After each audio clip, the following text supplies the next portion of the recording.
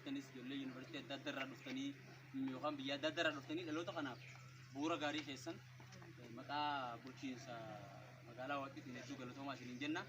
Itti aansuudhaan immoo akka qeerroon dirqamni ishiin qabdu maalii waan jedhamu sana takka lamaan dubbachuudhaaf qeerroon dirqamni ishiin qabdu lammii fi tan baranne barumsaaf haala mijeessuu fi qaama bulchiinsaatiin waliin qindooytee haala mijeessuu fi tartiiba adda addaa manneen adda addaa warreen hin qabne mana mijeessuu fi rakkataa ofii gargaaruu waan akkas akkasiiti. Namni har'a waan kana godhu akka salphatti ilaalina. Booda heegereen teenya bareedduu nu taati. Inshallah sababa waan gaarii kana daleenuu rabbiillee jireenya gaarii nu jiraachisa.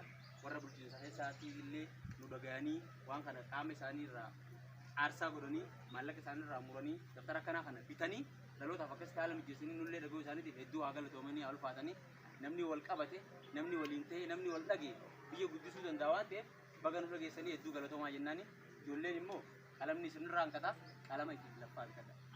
Dhiirummaa ta'e sanarratti sin laalla. Qalama qarshii shanii wayita dhabdanii qalama dalagadhaa qalama bitadhaadhaa kara barumsaa kasanii hiriiraan isin jaa hedduu galatoomaa.